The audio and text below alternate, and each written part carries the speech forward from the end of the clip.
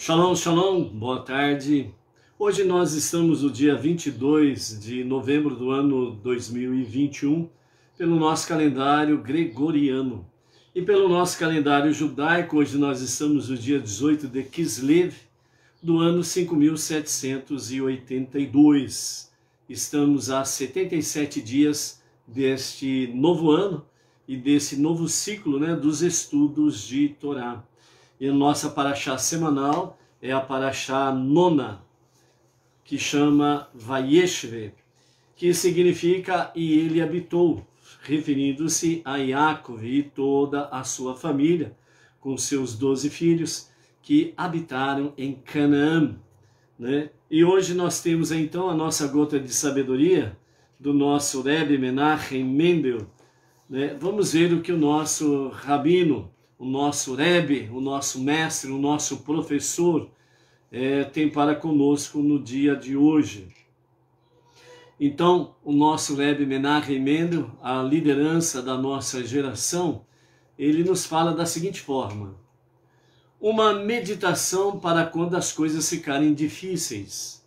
O mundo foi criado com bondade, e o bem supremo para o homem é ele não se envergonhar, mas se sentir como um sócio na execução do plano divino. O pão gratuito é para nós o pão da vergonha. Essa é a natureza do homem. Por isso, nada de bom vem sem esforço árduo. E de acordo com o esforço, se pode saber a colheita que será obtida no final. Então, o nosso mestre Menachem Mendel, ele nos fala a respeito para meditarmos, fazermos uma reflexão. Quando as coisas ficarem difíceis, as coisas estão difíceis para você? Ou está tudo bem? Ainda mais no mundo que nós estamos, nos dias atuais, Pandemia e companhia limitada, pandemia, perversos, corruptos, pessoas que acham que são os senhores absolutos dos seres humanos e estão aí, querendo dominar o mundo, dominar os povos, dominar as pessoas e trazerem realmente uma subserviência irrestrita, ou seja, eles mandam, você obedece. E ponto final, eles não querem conversa, e muito menos eles não aceitam não. Então vem as perseguições, não é verdade? Então, uma meditação para quando as coisas ficarem difíceis, Então as coisas não estão indo muito bem, vamos refletir sobre isso. E o nosso Rebbe Menachem Mendel diz assim, o mundo foi criado com a bondade, Hesed, a bondade, Deus misericordioso. E o bem supremo para o homem é ele não se envergonhar. Ou seja, o objetivo de Deus é que o ser humano não venha se envergonhar de nada, mas que ele possa agir, andar, ter uma conduta que realmente ele possa sentir honra e possa realmente ir e vir em qualquer lugar, ter a sua liberdade civil, a sua liberdade de expressão, a sua liberdade de pensamento, a sua liberdade de falar, e nesse sentido ele sentir realmente honra e não vergonha. E dentro desse aspecto aí, o nosso Rebbe Menachem Mendel, ele nos fala que uma das formas de nós podermos agir realmente de forma honrosa é que nós venhamos nos sentir realmente como sócios da execução do plano divino. Ou seja, para que o plano divino dê certo, Deus precisa de você, no bom sentido, porque Deus não precisa de ninguém, mas para nós compreendermos, ele precisa que você esteja no campo da obediência, porque o objetivo de Deus é transformar esse mundo em sua moradia, casa, lar, e nós, os seres humanos, fazemos parte dessa grande família, a família de Deus. Então, o que realmente Deus designou para nós, melhor dizendo então, é que nós sejamos sócios na execução do seu plano. Então, por isso, quando se fala o pão gratuito, que é chamado o pão da vergonha, essa é a natureza do homem, né? É aquela natureza da alma animal, que não quer nada de esforço, não quer labutar, trabalhar. Por isso, o homem da preguiça, ele realmente tem preguiça para tudo, para pensar, para poder sentar, para poder levantar, para poder andar. É um preguiçoso, né? Então, e quer aquele detalhe, né? Quer que todos o sirvam. Então, ele é o pedinte, né? Da esmola para os outros. Esse é o pão da vergonha, onde ele não trabalha para ter a honra, o mérito de conquistar isso ou aquilo. Então ele sempre quer o pão da vergonha, vem a mim. E nesse aspecto aí ele não se esforça para nada, ele só quer receber e nada mais. Então isso é chamado pão da vergonha, e isso não tem mérito, isso não é coisa boa, né? E leva cada vez mais o ser humano à preguiça, né? Por isso, nada de bom vem sem esforço árduo. Essa é uma expressão que o Rebbe usa para deixar bem claro às pessoas. Nada de bom vem sem esforço árduo. E não é um esforcinho qualquer não, hein? Não é aquele esforço de entortar Maria Mole, não é aquele esforço de enxugar gelo, não é aquele esforço, né, de desentortar bananas, não é aquele esforço de cuidar de uma tartaruga e cuidado, dependendo do bicho preguiça que está cuidando da tartaruga, é capaz ainda dela escapar, né? Não, é um esforço árduo, é trabalhoso, você precisa suar, você precisa gemer, você precisa muitas vezes chorar, faz parte. O esforço árduo não é para qualquer um não. E por isso o bicho preguiça, ele não quer saber disso não. Então, nada de bom vem sem esforço árduo. E nós estamos aprendendo aqui com as lições de Yaakov, e nós vamos começar a entrar aqui na história de Yosef, José. O esforço árduo é uma labuta diária. Na moleza, ninguém conquista nada de bom. E por isso que aquele que trabalha arduamente, ele tem, além de grandes méritos, ele tem grandes conquistas. E é por isso que o nosso Rebbe Menachem Mendel fala, e de acordo com o esforço se pode saber a colheita que será obtida no final. Ou seja, pelo conhecimento dos nossos sábios, segundo as Escrituras, o que nós temos aí? Nós temos o seguinte, se você não planta nada, você também não vai colher nada, no sentido simples da palavra. Se você não se esforça para alcançar a vitória, você também não vai ter vitória.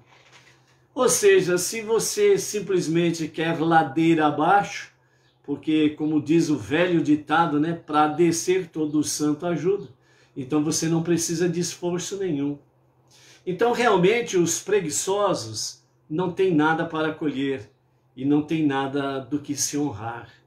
Então os nossos sábios dizem que quanto maior for a sua luta, maior será a sua vitória. E você colhe benefícios aqui, nesse tempo presente, e no Olam Rabá, o mundo vindouro. Então, amados, o esforço é de cada um, a decisão é de cada um, que nós possamos, sem sombra de dúvidas, estarmos aí, seguindo em frente, nessa nossa jornada monoteísta, com fundamento judaico, com orientação rabínica, à luz dos olhos do Eterno, à luz da sua palavra, os 5 primeiros livros da Bíblia, à luz realmente dos seus mandamentos. Se esforçando arduamente, nós temos méritos e bons frutos para colher aqui e agora e também no Olam Rabá, o mundo vindouro. Por isso, não vamos esmorecer. As coisas estão difíceis, é sinal de que Deus quer te dar. A cada um de nós, Ele quer de fato dar-nos grandes vitórias. Por isso, não vamos desistir. Vamos em frente, porque Deus, Ele tem algo muito bom, muito melhor para cada um de nós, se nos dedicarmos, seguirmos em frente, à luz dos seus olhos, à luz da sua palavra e dos seus mandamentos. Baruch Hashem. Então vamos lá, né? Nós estamos aí com a Donária Carmo, né, lá de Lisboa, Portugal. Shalom, Donária. O Luiz Ribeiro de Itaquera, Grande São Paulo. A minha querida irmã Maria Isabel Marmol Piso, lá de Franca, junto com a Fátima, a nossa outra irmã, o Chico, né, que é o nosso outro irmão lá de Franca, Baruch Hashem, junto com seus familiares e queridos. Um shalom, shalom para vocês aí, ok? Temos aí também a Cida Lopes, né? A Cida Lopes, não lembro qual é a sua cidade, viu, Cida? A Edina Silva, daqui de Bauru, a nossa região, Baruch Hashem, né?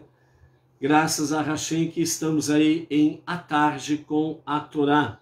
E hoje nós estamos no segundo dia da semana e, portanto, nós estamos na nossa segunda aliá, segunda leitura da nossa paraxá semanal, Vayeshev, e ele habitou, né? Então hoje nós estamos no capítulo 37, do verso 12 até o verso 22.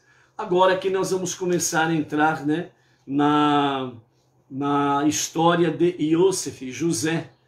E agora nós vamos começar aí a famosa Odisseia, né, chamada a Odisseia de Iosef, né?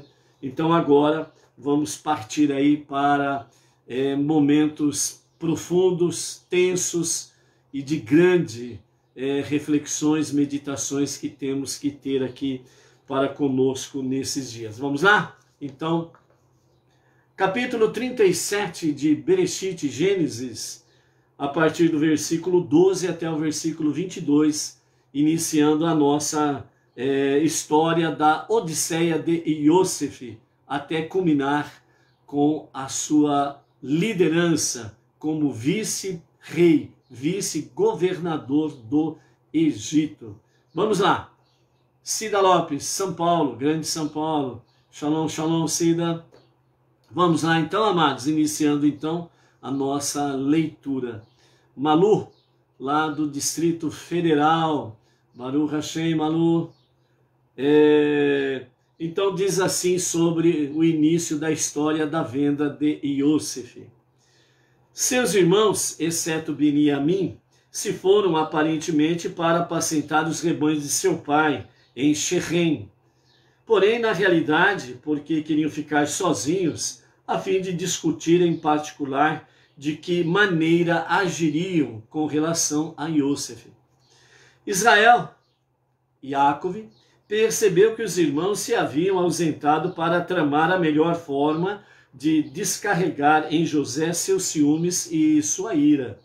Porém, ele também notou que, de algum modo, o cumprimento da promessa de Deus a Avraham, na aliança entre as metades, que seus descendentes seriam escravos em uma terra estrangeira, se desenrolaria por meio dessa virada dos acontecimentos.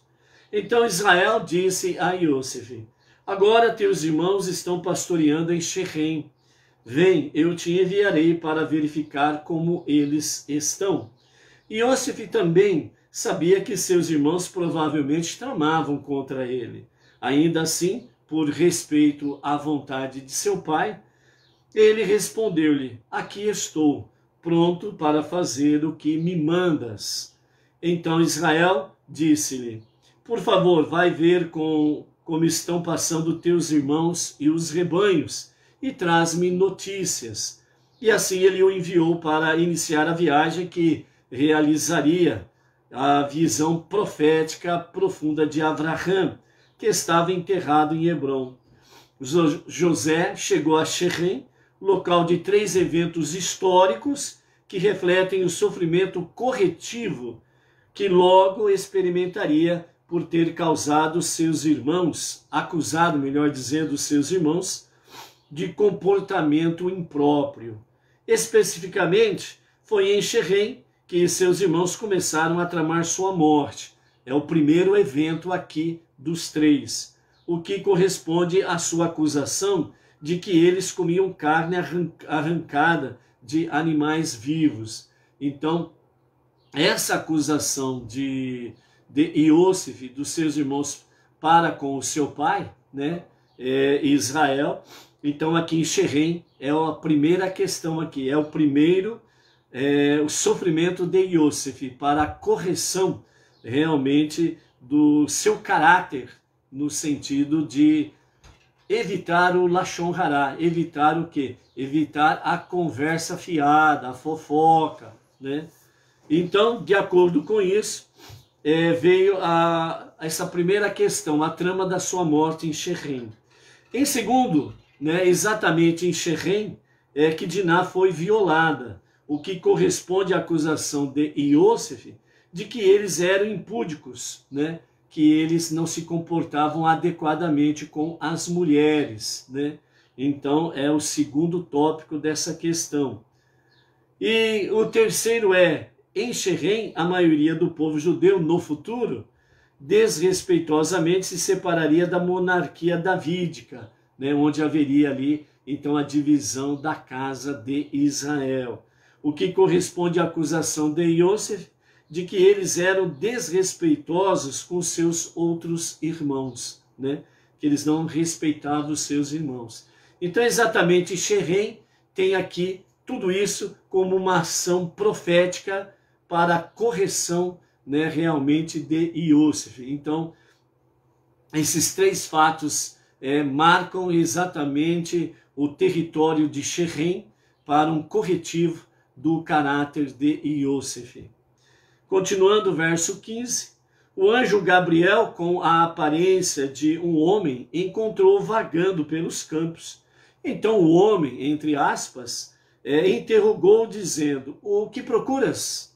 E ele respondeu, a meus irmãos que eu procuro, por favor, diz-me onde eles estão pastoreando? E então o homem respondeu, tu os chamas de irmãos? Mas eles claramente se distanciaram de tais sentimentos fraternos, pois os ouvir dizer, vamos a Dotan, que significa legalidade. Então, a Dotan, para onde eles se dirigiram, as cercanias de Dotan, significa legalidade.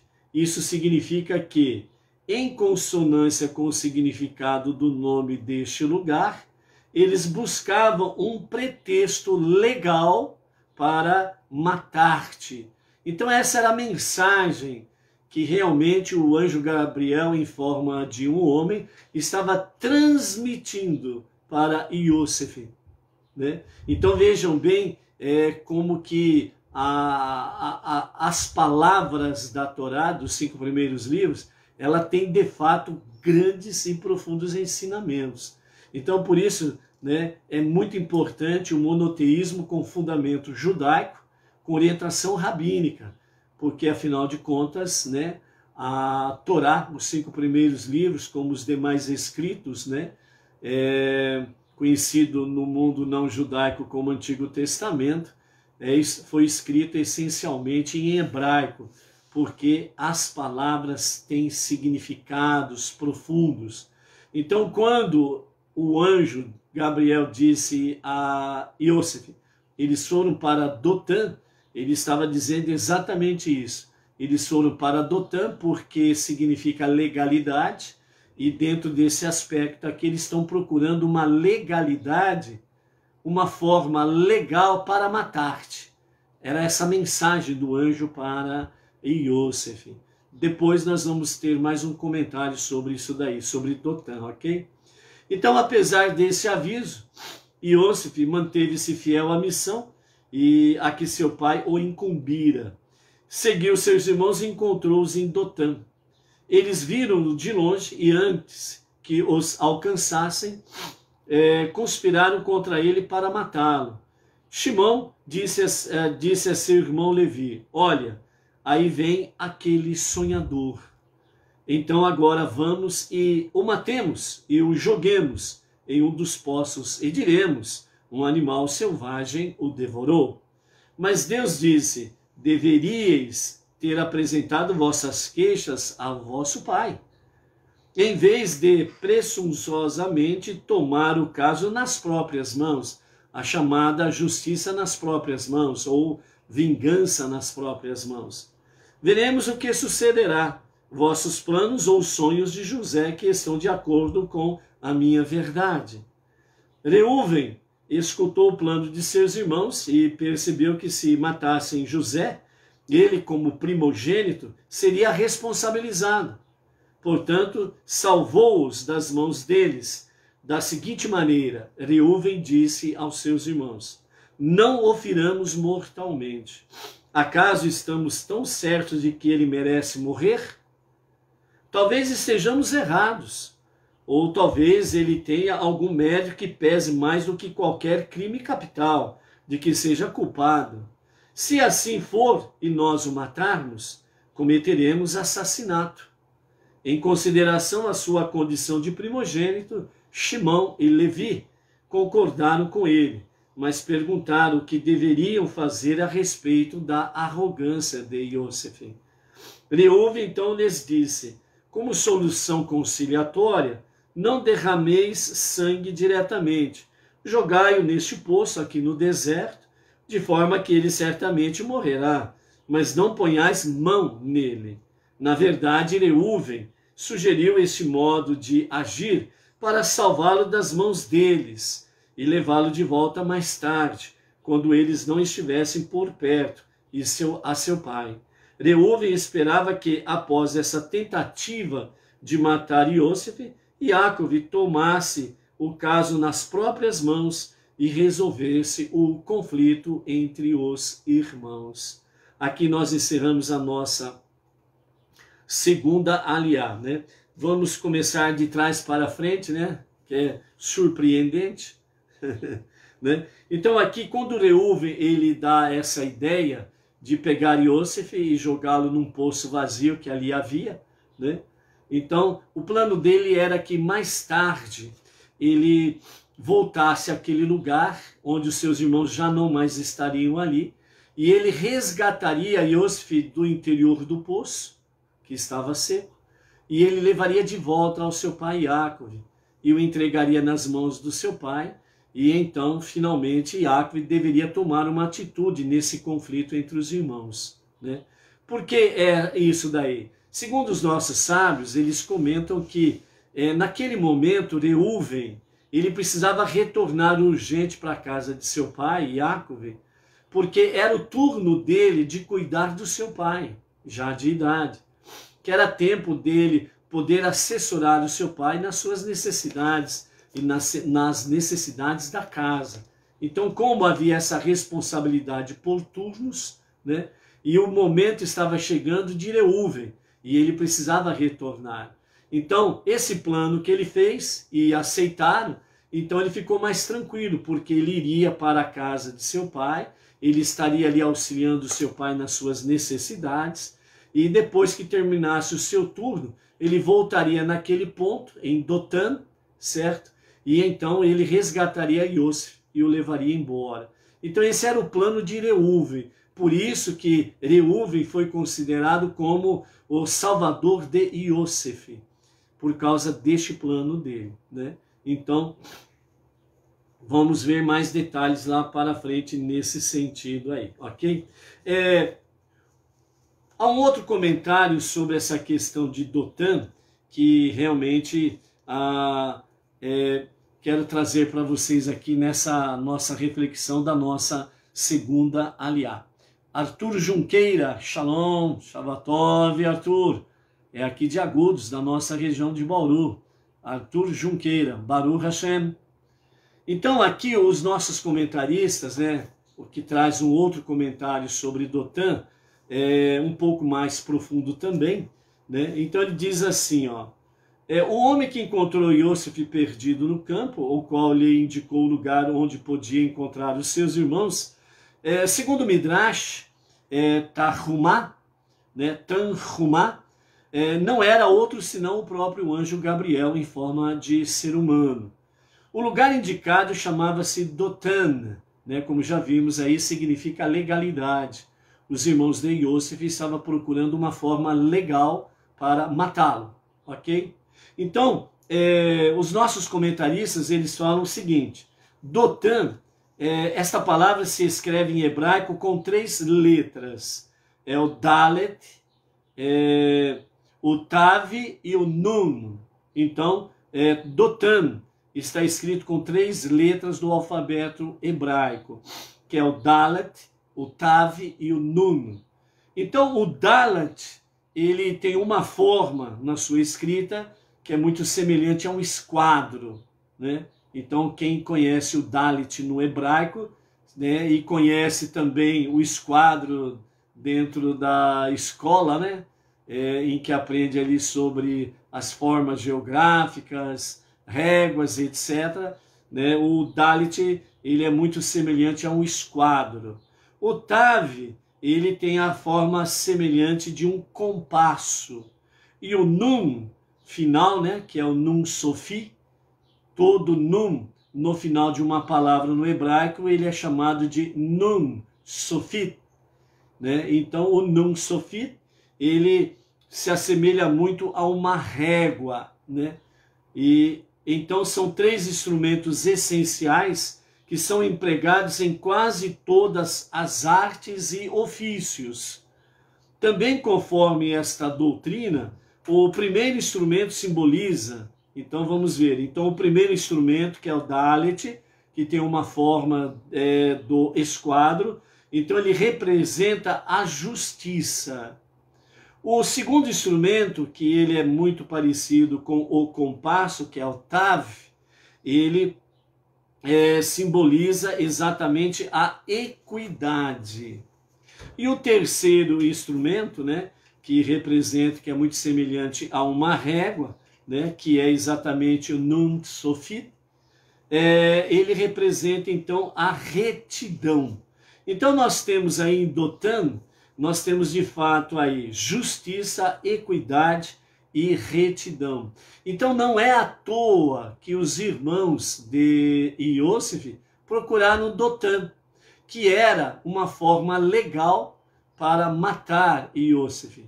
Mas só que essa questão, ela não ficou exatamente dentro do plano dos irmãos de Yosef. Na realidade, Dotan era exatamente para Yosef e não para os seus irmãos. Então, quando se fala de justiça, equidade e retidão, está falando exatamente para Yosef. Ou seja, na realidade, o que está acontecendo aí é para José e não para os seus irmãos. É para Dotan está sendo um instrumento corretivo para o caráter, para mudar o caráter de Yosef de imaturo para maduro. Ou seja, era tirar o caráter mudar o caráter de Yosef, que estava muito verde, né? Então ele não estava sabendo lidar com todo, entre aspas, né, o bom peso que estava sobre ele para o cumprimento profético para o futuro, com cerca a toda a sua família e automaticamente a todo o povo de Israel. Como ele estava muito verde, muito imaturo, então Deus providenciou realmente como corrigir essa questão e ele deixar de ser um imaturo, um irresponsável, para mudá-lo para uma forma mais madura, mais coesa, mais responsável e mais com visão profética daquilo que tem que ser, para cumprir aquilo que foi prometido a Abraham, a Isaac, e o que foi confirmado ao seu pai Iacove, que recebeu da parte de Hashem o segundo nome, Israel. Então ele precisava desse tratamento, né? Então por isso os nossos sábios eles comentam que quando o anjo Gabriel, na forma de homem, disse a Yosef, os teus irmãos foram para Dotan. Na realidade, os nossos sábios, segundo o Midrash, o anjo quis dizer para José exatamente o seguinte: ser trabalhador, equitativo e direito, e não te perderás jamais, pois encontrará teus irmãos. Ou seja, a mensagem para Yosef era: ser trabalhador, equitativo e direito, e não te perderás jamais, pois encontrarás teus irmãos. Então, nessa mensagem que o anjo estava dizendo para Yosef, ele não compreendeu literalmente, prontamente, naquele momento. Mas ele foi encontrando esta mensagem no transcorrer da sua vida, no percurso do seu dia a dia, até poder realmente ver os seus irmãos quando foram lá no Egito buscar alimento, porque em Canaã estava faltando comida, como no mundo todo daquela época, por causa da grande seca. Então, ser trabalhador, a partir daquele momento, nós vamos vendo aí no dia a dia, na história de Yosef, a partir do momento que ele é vendido como escravo, ele é vendido aqui, ali, acolá, vai para a prisão aqui, acolá, mas ele sempre vai estar trabalhando. Além dele sempre estar trabalhando, e dessa forma, né, com muita adversidade, ele permaneceu equitativo, equilibrado, né? Então tudo que era da sua responsabilidade, que tinha que compartilhar com as pessoas, ele compartilhava de forma igual. Então ele agia de forma equitativa, ele sempre estava equilibrado, né, em todas as coisas. E direito, né? Então fazer as coisas de forma justa. Então Yosef foi agindo dessa forma. E foi dessa forma que Deus foi corrigindo a sua irresponsabilidade, a sua imaturidade, para poder exercer um papel primordial, essencial, para a sobrevivência e a salvação do povo israelita. Então, nesse aspecto aqui, realmente, esta é a mensagem de Dotan para Yosef, e é uma mensagem para nós nos dias atuais. Ou seja, nós precisamos trabalhar, por isso, sem esforço árduo, não há nem recompensa nem mérito. Se nós não agirmos de forma equilibrada, né? Se formos um desequilibrado, a própria palavra já fala, né? Então, desequilibrado, isso significa que você não merece crédito nenhum, confiança nenhuma, né? Então, como disse o nosso Rebbe Menachem Mendel, né, no dia de ontem, né? A gente conhece o caráter da pessoa, né, pelo seu modo de comer, conhece a pessoa pelo seu comportamento, seu modo de falar, o seu modo de agir, né? E como ele realmente gasta o seu dinheiro. Então, é essa forma aí que o nosso Rebbe fala. E Yosef teve que aprender com um trabalho muito árduo, né? Então, lembre-se disso nessa sua reflexão. Depois, né, nós temos essa questão de Dotan no verso 17, no verso 18, né? Nós temos aí aquela questão que à distância os seus irmãos viram, né, Yosef chegando. Então nós temos aí, né, aquela questão, lá vem o sonhador, lá vem o dono dos sonhos, lá vem aquele que acredita piamente nos seus sonhos, etc, etc, etc. Então os nossos comentaristas falando sobre isso diz assim: os nossos maiores inimigos são aqueles que nos conhecem de longe. Longe de nos conhecer, conspiram contra mim, sem se dar a oportunidade para nos conhecer de perto. Esta era a mensagem subliminar, vamos assim dizer, na expressão dos irmãos, com referência a Iosef. Ou seja, eles olhavam para José, mas eles viram, José falou dos seus sonhos, beleza, tranquilo. Eles ficaram irritados, acharam que era arrogância da parte dele. Mas os nossos sábios, eles falam que os nossos maiores inimigos são aqueles que nos conhecem de longe. São aqueles que conspiram contra nós, porque eles nos conhecem de longe, significando que eles não dão oportunidade de se aproximar para nos conhecer melhor. Então, por isso, é importante nós aprendermos nessa lição aqui também, que a nossa ação, ela não pode ser agressiva. Nós saímos do meio idólatra, do mundo religioso, como diz, né, a palavra, né, recebemos, né, por herança dos nossos pais enganos. Nós vivemos e convivemos ali por muito tempo. E agora, ao sairmos deste meio e iniciarmos a nossa jornada monoteísta com fundamento judaico e orientação rabínica, não é para cuspirmos no prato que comemos. Não é para ficarmos aí lançando bombas atômicas sobre as pessoas. É o momento de nos aproximarmos.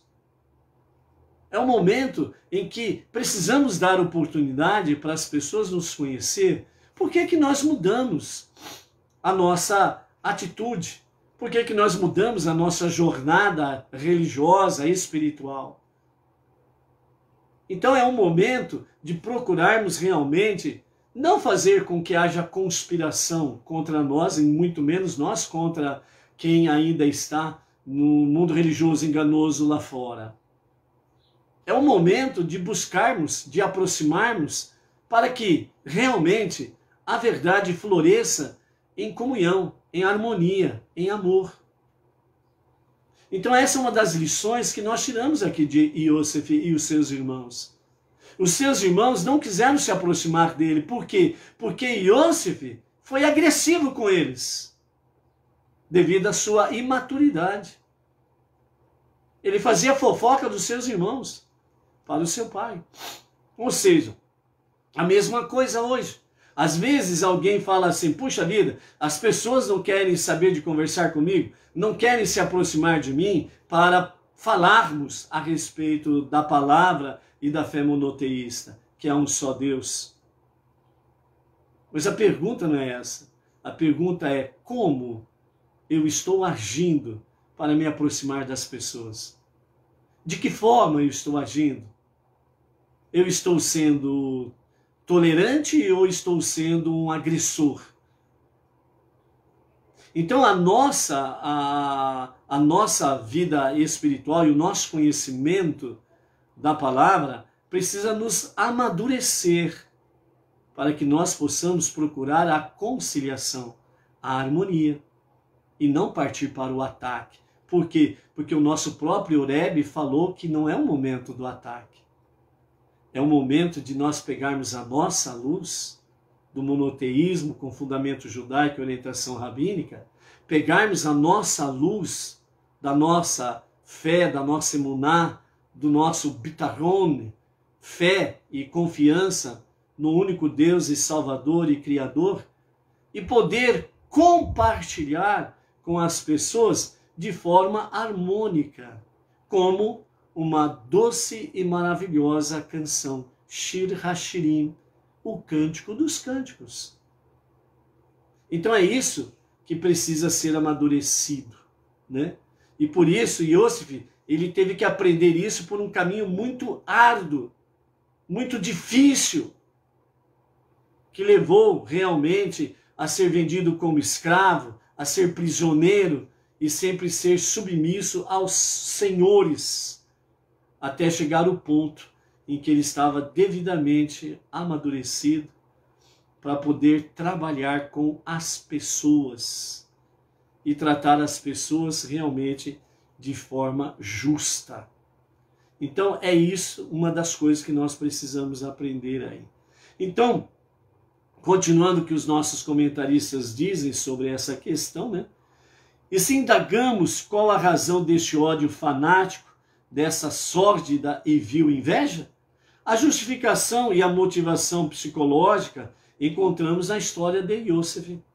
E disse cada um ao seu irmão: eis que aquele dono dos sonhos vem. O mundo realista e materialista, que vendeu a sua alma ao bezerro de ouro, o mundo incrédulo, ególatra e egocêntrico, não pode tolerar um povo que sonha, um povo que aspira a ideais elevados. E apesar de não impedirmos ninguém de sonhar e de cultivar ideais sublimes, e invejam-nos pelo simples fato de nós idealizarmos um mundo melhor, um mundo em que os povos deixarão de odiar-se mutuamente, um mundo em que grandes e pequenos povos encontrarão uma linguagem comum e deixarão de se destruir em guerras frias ou quentes. Estes povos, cegos de raiva preconcebida e fanáticos de ódio racial, não querem ver ou esquecem que tudo o que a humanidade possui de grande, valioso e belo, tudo que contribui concretamente para o desenvolvimento da civilização, da cultura e da ciência, era primitivamente um sonho, um ideal, uma inspiração que só esperava o momento oportuno para ser revelada e tornada realidade.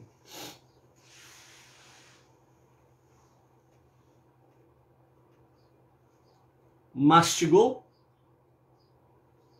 Digeriu?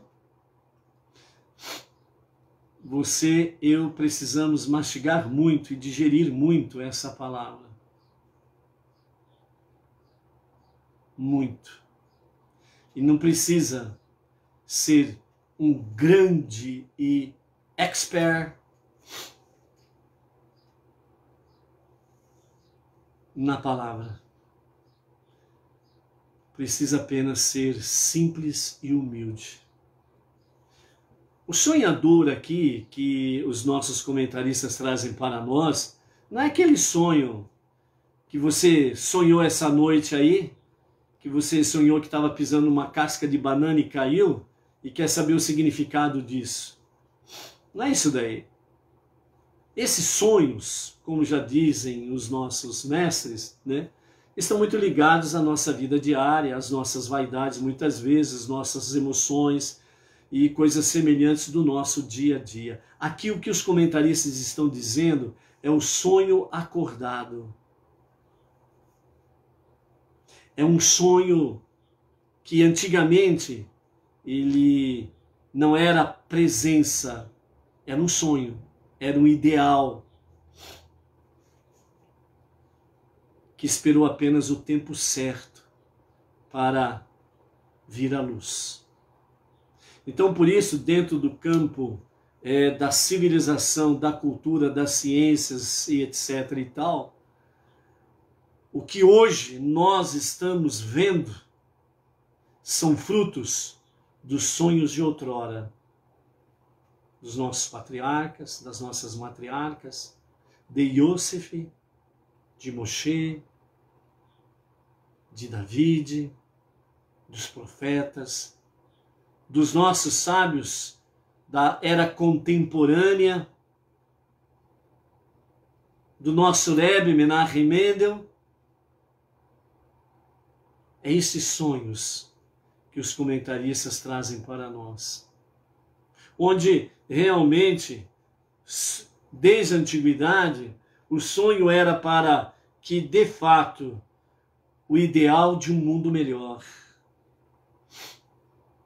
E então nos fala que o mundo realista e materialista que vendeu a sua alma ao bezerro de ouro, o mundo incrédulo, ególatra, né, que idolatra o seu ego, né, o seu ego. O meu ego é o meu Deus, muitos dizem, ególatra. e egocêntrico, né? Está voltado sempre para o seu próprio egoísmo. Não pode tolerar um povo que sonha, um povo que aspira a ideais elevados. Esse é um dos motivos fundamentais do ódio gratuito das nações contra o povo israelita, o povo judeu. Esses ideais de um mundo melhor. Por quê? Porque conhecem desde cedo as sagradas letras, que é uma realidade que acontecerá. Porém, para acontecer, precisa de um trabalho árduo, e eles têm se dedicado desde o princípio nesse trabalho árduo. E por causa disto, muitas perseguições. Por causa de um mundo realista, materialista, que vendeu a sua alma ao bezerro de ouro. O que nós estamos vendo nos dias atuais tem muita semelhança com esses dias que nós estamos vivenciando com Iosef. Então a realidade, amados, é que nós estamos diante daí, nós sabemos qual é o bezerro de ouro da atualidade. As pessoas, há 2 anos principalmente, né, nos últimos 2 anos, têm vendido, entre aspas, né, têm vendido a sua alma ao novo bezerro de ouro, nesses últimos 2 anos. Esqueceram de Deus e buscaram arduamente esse bezerro de ouro. Então, falar que o governo A, B ou C é perverso, etc. e tal, não é novidade nenhuma. O problema é, eu sigo o governo perverso? Eu me calo diante do governo perverso? Eu faço o jogo dele? Ele manda calar a boca para não falar a verdade, para não falar deste mundo melhor, em que realmente não haverá mais guerra quente ou fria, onde realmente as pessoas, sejam elas pequenas ou grandes, tanto na posição social, econômica e companhia limitada, ou dentro de uma questão geográfica ou populacional, grande ou pequeno, mas viverão em harmonia, em paz, sem rivalidades, sem animosidades, sem ódio, sem raiva, sem inveja, sem ciúmes. Eu me calo diante da ordem dos perversos? Já é dito isso daí desde a década de 60, né, sobre a famosa expressão, né, que foi dita, né, o que me assusta, diz o autor da frase, o que me assusta não é as bravatas dos maus, o que me assusta é o silêncio das pessoas boas. É isso que me assusta. Então é a mesma coisa nos dias atuais. O que nos assusta são as pessoas que se calam, estão vendo o bezerro de ouro, estão vendo as mortes provocadas em consequência disso daí, e as pessoas se calam. Pessoas que deveriam realmente falar no alto e bom som que o bezerro de ouro, ele é prejudicial, não somente à saúde, mas à vida. Enquanto muitos estão perdendo a vida. E as pessoas estão se calando. Então, nessa ação dos irmãos de Iosef, que teceram esse comentário de forma negativa, lá vem o dono dos sonhos, é exatamente a expressão desses perversos dos dias atuais. Nós não queremos que as pessoas tenham tempo para sonhar. Nós vamos ver um pouco mais lá à frente, quando o povo israelita se tornou escravo no Egito, e eles viviam esse sonho. Então, os senhores do Egito fizeram o quê? Eles não podem ter tempo para pensar e nem tempo para sonhar. Dobrem as horas de serviço. Que eles durmam pouco, que se alimentem pouco e que trabalhem muito para não ter tempo de pensar e nem de sonhar. É o que estão fazendo nos dias atuais, através das ameaças, através do terror, do pavor, através de notícias bombásticas com mentiras, estão apavorando os povos. Graças a Deus que muitos estão acordando, muitos estão se manifestando em vários lugares nos quadrantes da terra. Então, essa expressão dos irmãos de Yosef é exatamente aquilo que acontecerá com Faraó, que ordenará estas coisas. E é a mesma realidade dos faraós da atualidade, esses perversos. Através dessas ações, eles não querem que as pessoas tenham tempo para pensar, para pesquisar, para conhecer a verdade. E automaticamente lutar pela sua liberdade, lutar pela sua vida. O bezerro de ouro, ele tem os seus manuais. E as pessoas não leem manuais. Porque as pessoas querem o prato pronto. E ao querer o prato pronto, o que ouvem, aceitam, se calam. E é exatamente o que os donos do bezerro de ouro querem. Que você se cale. Está aqui a tua comida. Está aqui o teu remédio. Cala a boca. Fique quieto no seu canto, senão você não vai ter. Lá vem o dono dos sonhos. Não pode haver tempo para pensar e para sonhar. É isto que um sistema realista, materialista, que vendeu a sua alma ao bezerro de ouro, não quer que você seja uma pessoa que realmente tem sonhos. Não aqueles sonhinhos, né, modo de dizer, né? Mas aqueles sonhos de idealizarmos um mundo melhor. Um mundo em que as pessoas deixarão de odiar-se mutuamente. Um mundo em que grandes e pequenos povos se encontrarão numa linguagem comum, se entenderão e deixarão de se destruir com guerras frias e quentes. Esses povos cegos de raiva preconcebidas e fanáticos de ódio racial não querem ver ou esquecem que tudo o que a humanidade possui de grande, valioso e belo, tudo que contribui concretamente para o desenvolvimento da civilização, da cultura e das ciências, era primitivamente um sonho, um ideal, uma aspiração que só esperava um momento oportuno para ser revelada e tornada realidade. Tudo isso parcialmente está revelado nos dias de hoje. Mas a verdadeira revelação, a perfeita revelação, ela acontecerá quando o verdadeiro e justo Mashiach se revelar para a redenção final.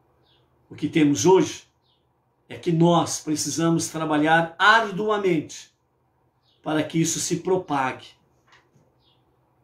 Que aqueles que venderam a alma ao bezerro de ouro não prosperem, mas possam encontrar uma barreira de luz da verdade e possam recuar. E aqueles que estão ali, na sombra da escuridão do bezerro de ouro, nos dias atuais, sob o comando dos perversos e dos faraós modernos, possam realmente ver a luz em cada um de nós e possam convergir para a luz. Por isso disse Oreb: tome a tua luz e faça a escuridão brilhar. Esta é a nossa tarefa. Por isso, esse mundo que vendeu a sua alma ao bezerro de ouro não pode prevalecer e não pode calar a tua voz. Não pode apagar o nosso sonho que continua. Temos uma boa revelação dos sonhos até o momento, mas o grande sonho há de vir. E nós precisamos fazer de tudo para que esse tempo seja abreviado e o justo e o verdadeiro Mashiach se revele para a redenção final e para revelar plenamente o ideal deste mundo. O mundo que Deus deseja que seja a sua casa, a sua moradia. Então o nosso ideal, ou melhor dizendo, o ideal e o sonho dos nossos patriarcas e matriarcas, dos nossos reis, dos nossos profetas, continua através do povo israelita. E através disso tem se expandido nos 4 ventos do nosso planeta. E está crescendo. Por isso o movimento Bnei Noach hoje está muito forte, principalmente aqui no Brasil. E não vamos permitir que nenhum perverso venha calar a nossa voz. Não vamos permitir que nenhum perverso que vendeu a sua alma ao bezerro de ouro venha apagar a luz que está em nós e a qual nós refletimos aonde estamos e aonde vamos e aonde podemos chegar pelo próprio meio tecnológico da internet e companhia limitada. E vamos seguir em frente nessa nossa jornada. É o nosso tempo, é o nosso sonho, junto com o nosso irmão mais velho, o povo israelita, que ainda há de se revelar de forma plena com a revelação do justo e o verdadeiro Mashiach. Que aconteça brevemente em nossos dias e que seja para agora mesmo. Amém. Amém. Seja forte, seja luz, seja aquele que vive um sonho real, porque os nossos patriarcas e matriarcas viveram esse sonho real. Shalom, shalom. Até amanhã.